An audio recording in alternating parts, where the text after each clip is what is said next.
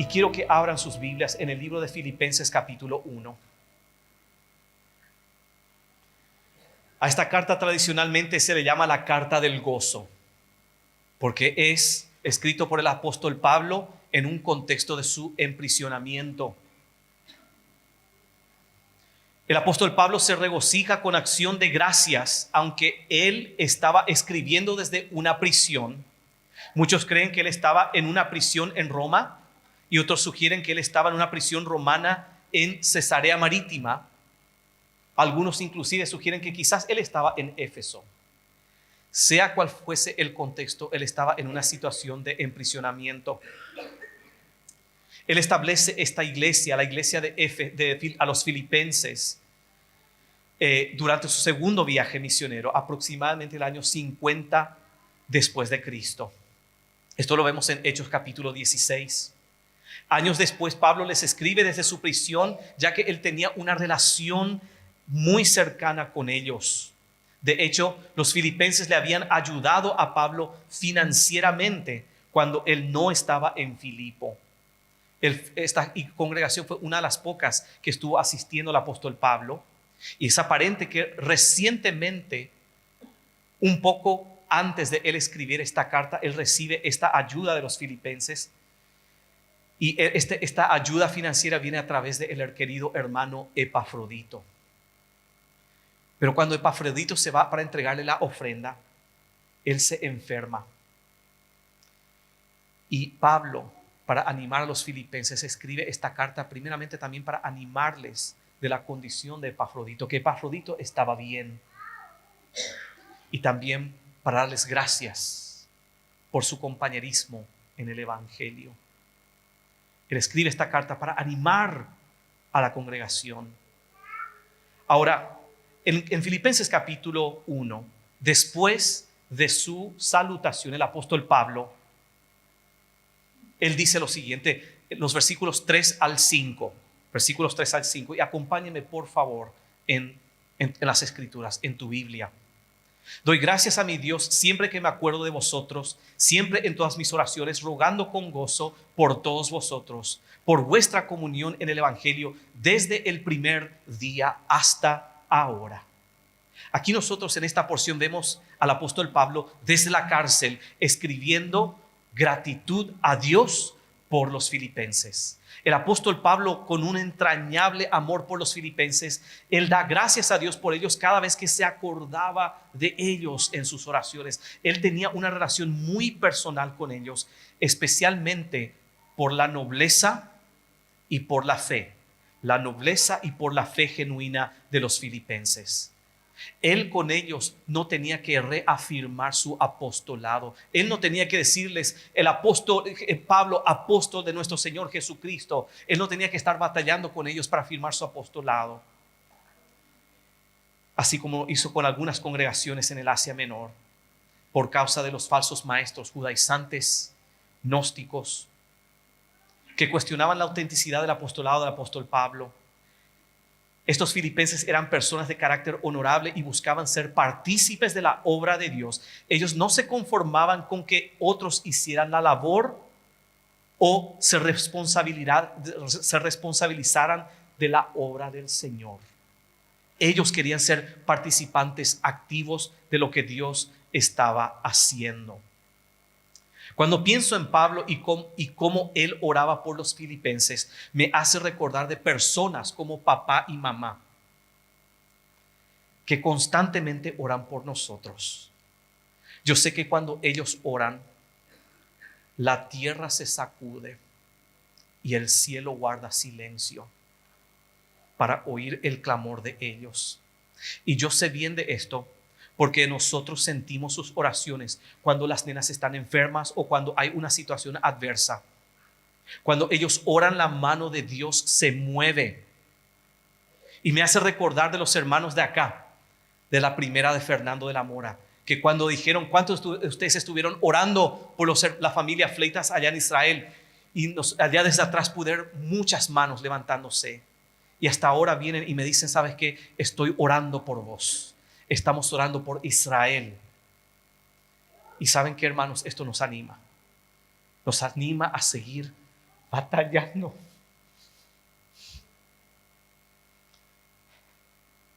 Por la causa del Evangelio. Ustedes son partícipes de nuestra labor a través de sus oraciones. En los versículos 6 al 8 dice el apóstol Pablo: estando persuadido de esto, que el que comenzó en vosotros la buena obra la perfeccionará hasta el día de Jesucristo. Como me es justo sentir esto de todos vosotros, cuando os tengo en el corazón y en mis prisiones y en la defensa y confirmación del Evangelio. Todos vosotros sois participantes conmigo de la gracia, porque Dios me es testigo, dice Pablo, de cómo os amo a todos vosotros con el entrañable amor de Jesucristo. Qué pasión, con qué pasión oraba Pablo por los filipenses. Él tenía un amor entrañable por ellos, él los conocía muy bien. El apóstol Pablo expresa que él tiene la convicción de que Dios continuaría su obra de santificación o perfeccionamiento en la vida de los filipenses. Él podía decir esto, mis amigos, mis hermanos, con toda certeza, porque el fruto del Espíritu era evidente en la vida de los filipenses. El fruto del Espíritu se hace evidente en tu vida en el día de hoy. ¿Será que la gente puede ver a Cristo en tu vida? Era obvio que ellos conocían a Cristo como el Salvador de ellos. Eran personas en cuyas vidas no se podía ver, en cuyas vidas se podía ver a Cristo de una forma tangible. Y mis amigos, cuando uno anda con el Señor, es salvo, no solamente salvo, sino que anda en la plenitud del control del Espíritu Santo. La gente puede percibir, la gente lo puede sentir, la gente lo puede palpar. Y Él les reafirma diciéndoles que es justo y correcto pensar de esa forma de ellos, porque Él también los llevaba en su corazón, haciendo referencia a su constante intercesión por ellos. Y porque ellos eran partícipes de sus aflicciones en forma práctica. En forma práctica. Quizás haciendo referencia a la ofrenda enviada por los filipenses a través de Epafrodito. Él les dice: vosotros sois participantes conmigo de la gracia en mis prisiones y en la defensa y confirmación del Evangelio. En los versículos 9 al 11, Pablo continúa diciendo: y esto pido en oración. Aquí vamos a ver la petición del apóstol Pablo por los filipenses. Él dice: esto pido en oración, que vuestro amor abunde aún más y más en ciencia y en todo conocimiento, para que aprobéis lo mejor, a fin de que seáis sinceros e irreprensibles para el día de Cristo, llenos de frutos de justicia, que son por medio de Jesucristo, para gloria y alabanza de Dios. Veamos un poquitito la oración de Pablo por los filipenses. La oración del apóstol Pablo por los filipenses era que el amor de ellos abunde, dice, en... ¿Cuál es la primera palabra que aparece ahí? Que abunde en ciencia o conocimiento, ¿verdad? Esa palabra que aparece ahí es la palabra epignosis, que literalmente da la connotación de un conocimiento preciso o un claro entendimiento de las cosas. No existe aquí una referencia a las emociones, por cierto. Y luego dice: y en todo conocimiento. La palabra ahí es aistesis, la percepción no solo por los sentidos, sino también por el intelecto. Discernimiento, y normalmente se utiliza esta palabra en el contexto del discernimiento moral en cuestiones éticas. El amor del cual el apóstol Pablo nos habla aquí no es un sentimiento reactivo, involuntario, sino un acto volitivo y proactivo en base al conocimiento preciso de las cosas y como fundamento el conocimiento de la verdad de Dios a través de su palabra. Esta era la oración del apóstol Pablo: que abunde en conocimiento, que abunde en entendimiento. Ese es el tipo de amor por el cual el apóstol Pablo ora por los filipenses. ¿Para qué? ¿Para qué? 5 propósitos. En primer lugar, para que ellos aprueben lo mejor para sus vidas, no aquello que es mediocre, pecaminoso y destructivo. Si vos no tenés ese amor de Dios que está basado en el conocimiento preciso de las cosas y por sobre todas las cosas basado en el conocimiento de la palabra de Dios. Por eso me encantó muchísimo cómo el tío Joel, o el pastor Joel estaba justamente animando a los chicos a que lean la palabra. Porque es por agencia de la palabra y a través del ministerio del Espíritu Santo que nosotros podemos tomar las decisiones correctas, que no son mediocres o pecaminosas o destructivas. Luego dice, para que sean sinceros, sin hipocresía, sin falsedad, sin doble cara. Para que seáis, tercero, para que seáis irreprensibles, le decía él, sin culpa del cual ser acusados en el día de nuestra reunión con Cristo, sin tener pecados abiertos dentro de nuestras vidas. Número 4, para que seáis llenos de fruto de justicia que son por medio de Jesucristo. O mejor, una mejor traducción de esa frase sería llenos del fruto que la justicia produce a través de Jesucristo. En otras palabras, lo que está diciendo aquí, que esto nos habla de la obra transformadora de Dios en la vida del creyente, manifestándose en actos de justicia, haciendo todo aquello que es correcto delante de Dios y delante de los hombres. Personas que viven haciendo lo correcto en forma personal y en forma pública. Y el quinto, para alabanza y gloria de Dios, que sería la meta suprema de todo creyente.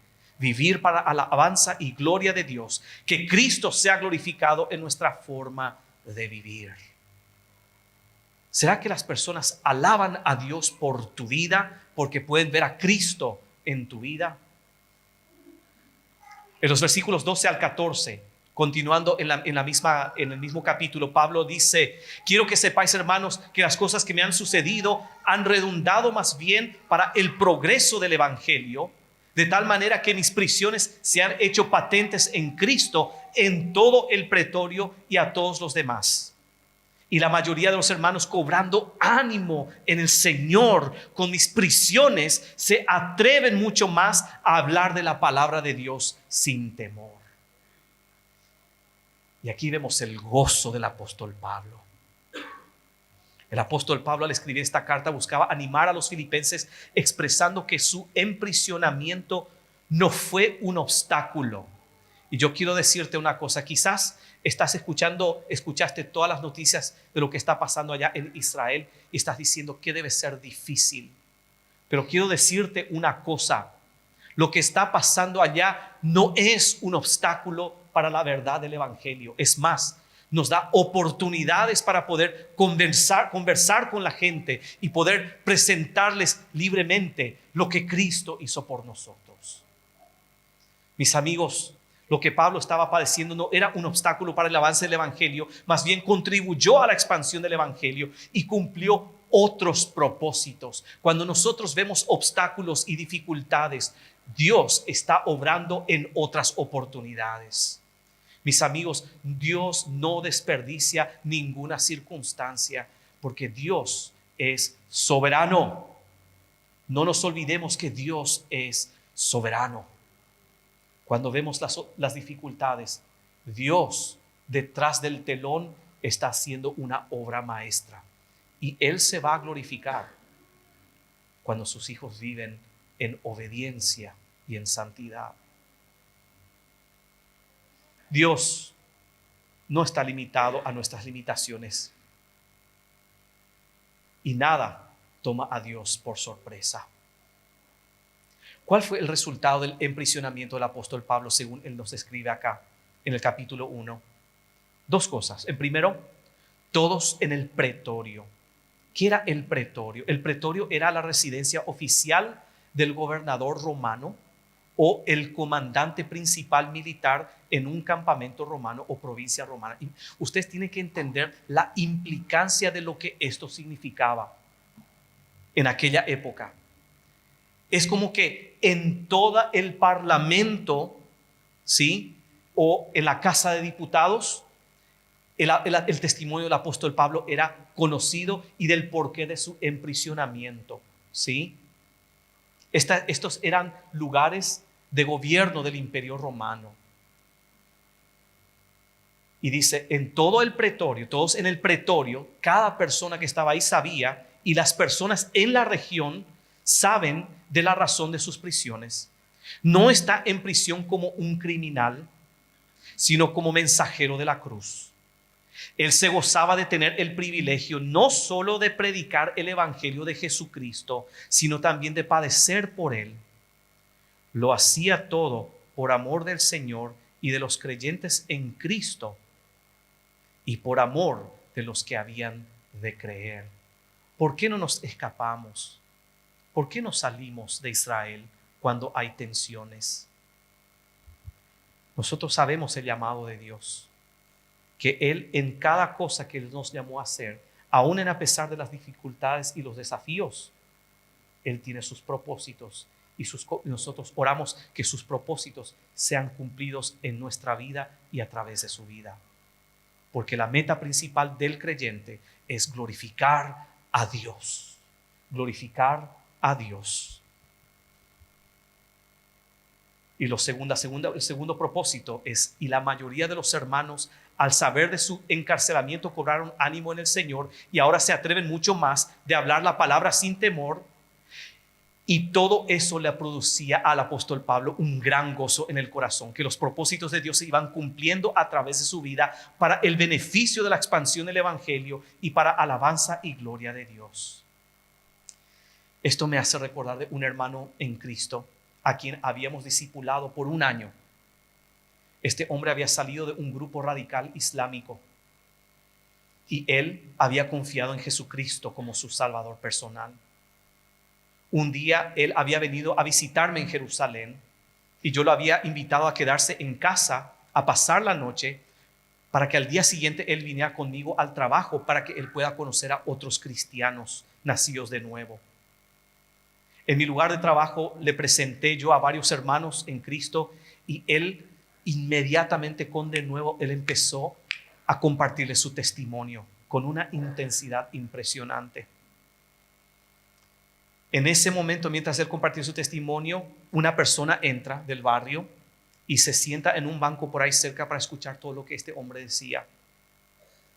Este hombre se va y lo delata a la policía palestina en Belén.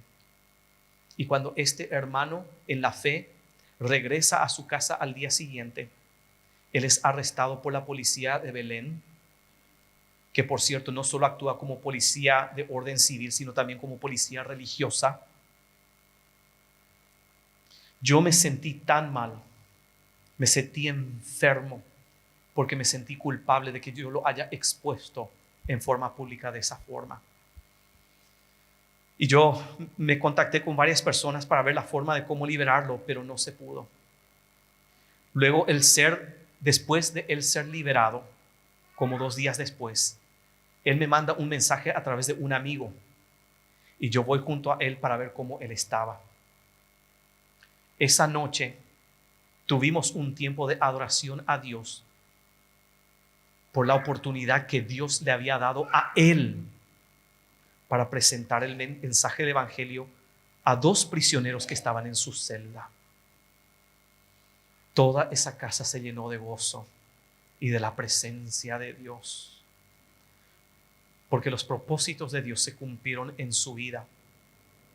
No hay gozo y satisfacción más grande que glorificar a Dios y dejar que sus propósitos se cumplan en la vida de uno. Muchos podemos tener muchas ambiciones en este mundo, pero te quiero informar que las ambiciones terrenales de este mundo se van a acabar pronto y no tienen proyección hacia la eternidad. Pero todo aquello que anheles para la gloria de Dios durará para siempre. Así como dice Juan en 1 de Juan capítulo 2. En los versículos 15 al 18, el apóstol Pablo continúa diciendo: algunos a la verdad predican a Cristo por envidia y contienda, pero otros de buena voluntad. Los unos anuncian a Cristo por contención, no sinceramente pensando añadir aflicción a mis prisiones, pero los otros por amor, sabiendo que estoy puesto para la defensa del evangelio. ¿Qué pues? Que no obstante de todas maneras, o por pretexto o por verdad, Cristo es anunciado, y en esto me gozo y me gozaré aún. Y aquí Pablo nos habla de la defensa del evangelio. La defensa del evangelio. En el capítulo 3 de esta misma carta, en Filipenses capítulo 3, Pablo habla de los falsos maestros que se estaban infiltrando dentro del cuerpo en más detalles. Y él se refiere a estos pseudo maestros que estaban entrando dentro de la congregación como enemigos de la cruz. Enemigos de la cruz, decía el apóstol Pablo. Y dice de ellos que el fin de los cuales será perdición. Estas son personas que conscientemente infiltraron el cuerpo de Cristo para introducir doctrinas erradas y demoníacas. Y ya ellos son constantes y ellos ya están condenados.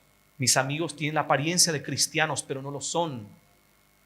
Ellos ya están bajo la condenación eterna. Y dice de ellos, cuyo Dios es el vientre, estos de los cuales Pablo está hablando, dice que eran glotones, y cuya gloria y es su vergüenza, eran inmorales y sinvergüenzas, que solo piensan en lo terrenal, o sea que eran carnales y superficiales, materialistas.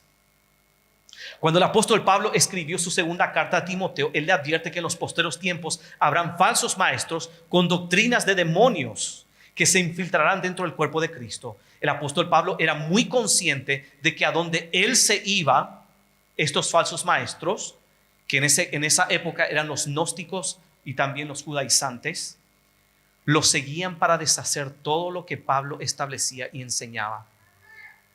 Estos falsos maestros eran enviados por el mismo Satanás para afrontar y poner obstáculos a la obra de Dios. Ellos se infiltraban como enviados, de los cuales Pablo está hablando, se infiltraban como enviados de Jerusalén, de la iglesia de Jerusalén, y ellos decían tener una afiliación directa con los apóstoles y ancianos de la iglesia de Jerusalén.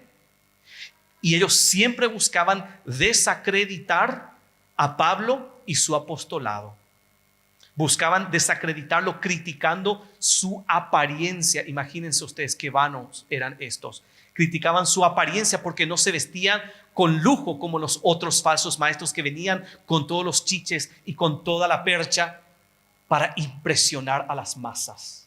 Pablo no era así.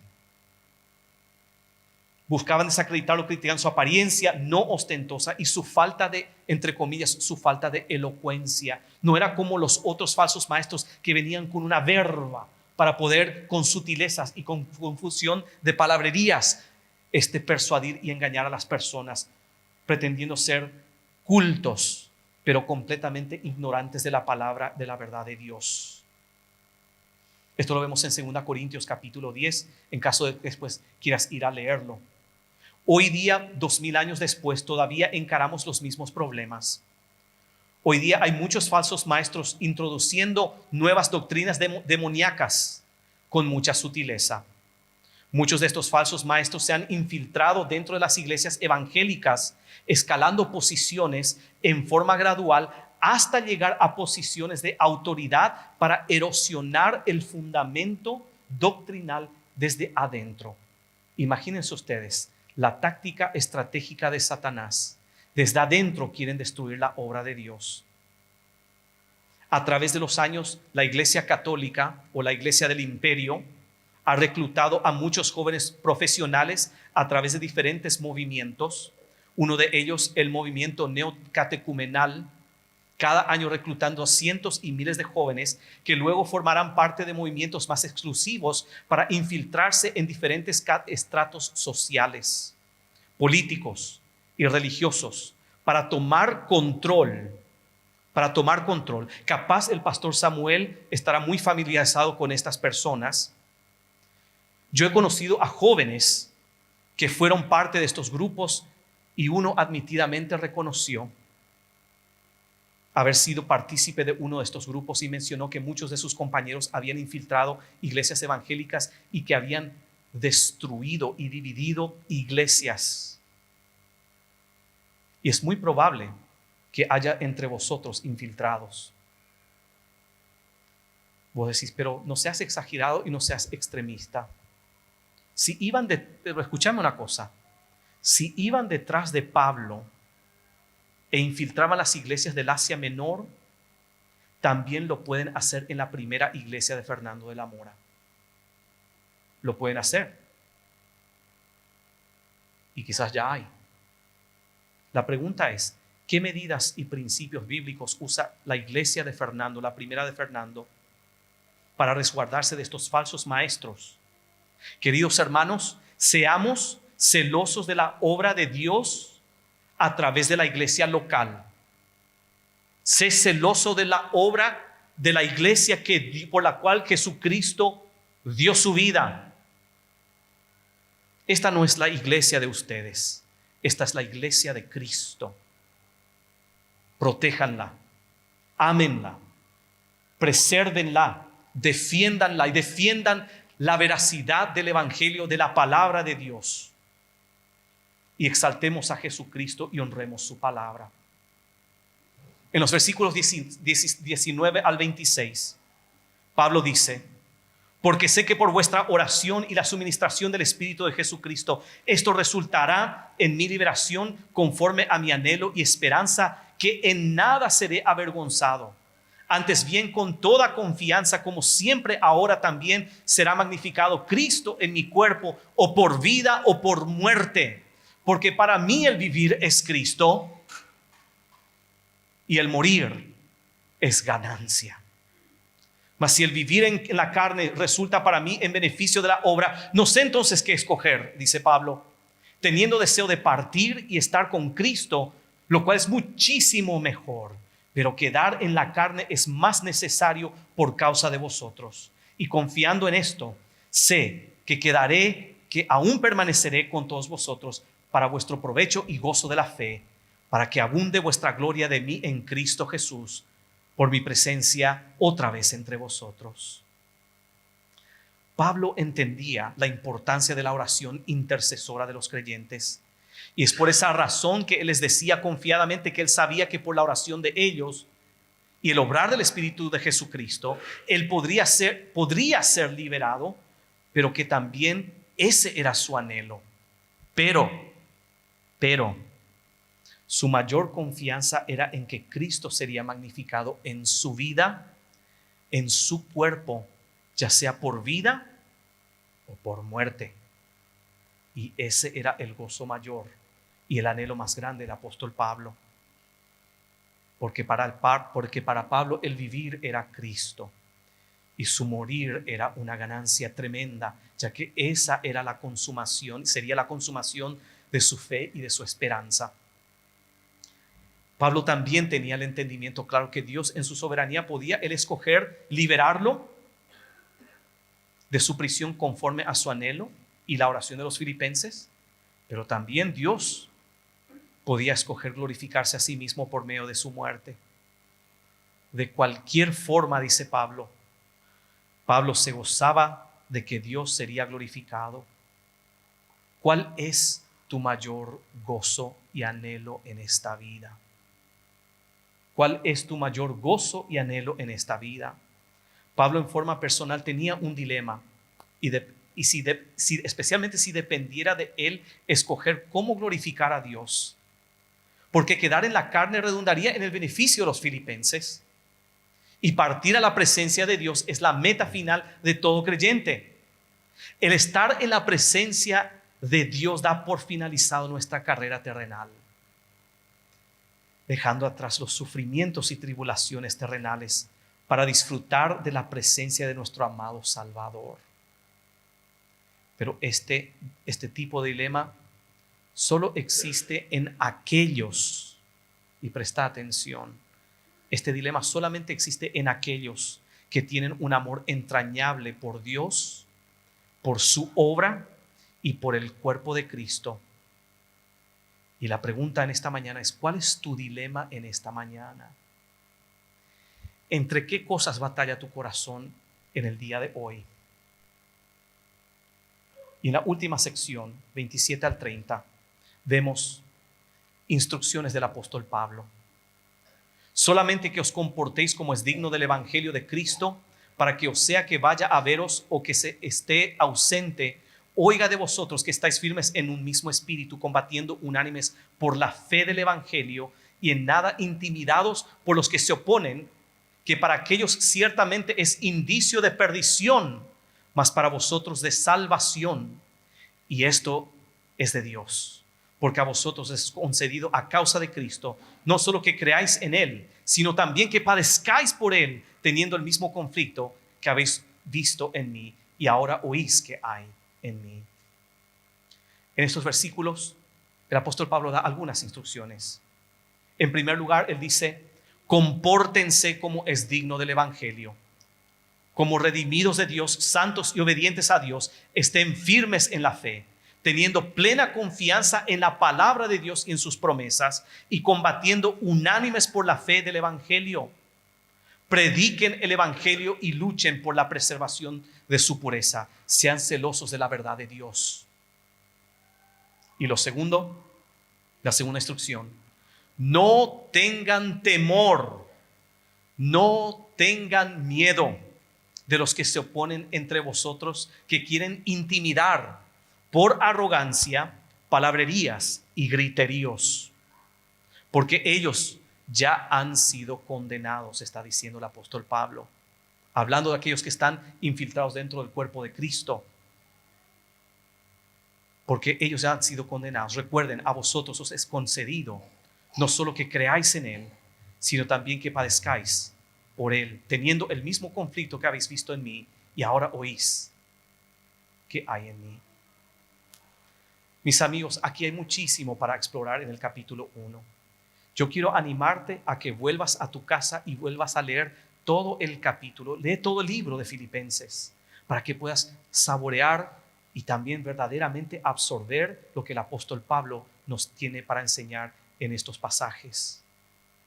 Pero por un momento quiero desviar mi atención, porque yo quizás no sé, capaz que hay algunos que están aquí por primera vez y que escucharon este mensaje y quizás estás perdido y no entendés de qué se trata todo esto que estuve compartiendo con ustedes.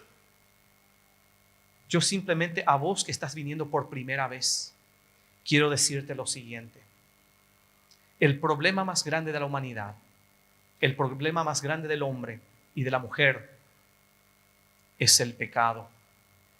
La Biblia dice que desde la caída de la humanidad, cuando Adán y Eva pecaron en el huerto del Edén, toda la humanidad nació con una naturaleza pecaminosa. Pecado es todo aquello que hacemos que está mal, que ofende la santidad de Dios. Eso es el pecado. Y nosotros, mis amigos, no somos pecadores porque pecamos. Nosotros pecamos porque ya somos pecadores y está en nuestra naturaleza el hacer aquello que ofende a Dios. La Biblia dice en Romanos 5:12 que así como por un hombre entró el pecado y por el pecado pasó a todos los hombres, la muerte pasó a todos los hombres, por cuanto todos pecaron. No existe una excepción, todos somos pecadores. Mi amigo, ese es el problema más grande para la humanidad.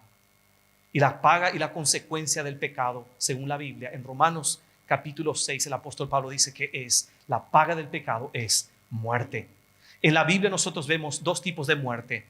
La muerte física, cuando el espíritu de la persona se separa del cuerpo.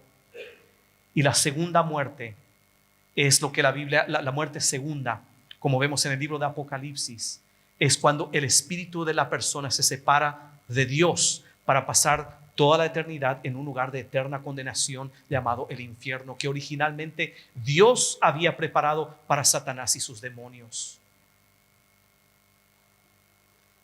El hombre es pecador y está separado de Dios. Y la mala noticia, mi amigo, mi amiga, perdón que continúe con las malas noticias, sus buenas obras no le pueden salvar. Su religiosidad no le puede salvar. Nuestras buenas obras, según la Biblia, dice que son como trapo de inmundicia y a causa de la naturaleza pecaminosa que ya tenemos, con el cual hemos nacido. La Biblia dice en Tito 3:5 que Dios salva a las personas no por obras de justicia que las personas pueden hacer. La Biblia dice que no hay nada que usted y yo podamos hacer para obtener el perdón de nuestros pecados y el favor de Dios. Proverbios capítulo 20 versículo 9 dice: ¿quién puede decir, yo limpié mi corazón de mis pecados? Nadie puede decir, yo limpié mi corazón de mis pecados. Mi amigo, mi amiga, todo intento que usted haga de poder obtener el favor de Dios por sus propios medios siempre va a quedar corto, porque el problema está dentro suyo. Usted ya es un pecador. Yo ya soy un pecador. Pero Dios, en su infinito amor, Él demostró su amor hacia nosotros en que nosotros, siendo pecadores, Cristo murió por nosotros. Y siempre buscó restaurar la relación nuestra con Él. Y Él siempre proveyó el medio para que nosotros pudiéramos relacionarnos con Él. La provisión máxima de Dios es Cristo Jesús, quien se dio a sí mismo en la cruz del Calvario por amor a vos, por amor a mí. No siendo pecador, se hizo pecado por nosotros en esa cruz. Y lo hizo porque Él te ama, porque Él me ama. Hoy el Señor te llama a hacer 3 cosas. En primer lugar, Él te está llamando a reconocer tu realidad como un pecador y que tu pecado, tu naturaleza misma, te separa de la naturaleza santa de Dios. También te llama Él a reconocer que tu completa incapacidad de obtener el perdón de tus pecados por tus propios medios. Y Él te llama a poner tus ojos en Cristo como el único medio provisto por Dios mismo para el perdón de tus pecados y tener una relación personal con Él. Yo quiero decirte que me gustaría, si estás acá por la primera vez, acércate a mí. Yo me voy a quedar después aquí al frente y yo quiero responder a tus preguntas. Pero no salgas de este lugar sin tomar una decisión por Cristo. La muerte no es la tragedia para la humanidad. La tragedia para la humanidad es morir sin Cristo. Terminamos orando brevemente. Dios y Padre Celestial, gracias por tu palabra. Gracias, Señor, por el ejemplo y el testimonio del apóstol Pablo. Y Señor, ayúdanos a exaltar tu nombre, a exaltar tu palabra, a exaltar tu evangelio. Gracias te damos por tu bondad, por tu inmenso amor, por la gracia que tenemos a través de Jesucristo, nuestro amado y suficiente Salvador. Y te damos toda la honra y toda la gloria en el nombre de Jesús. Amén.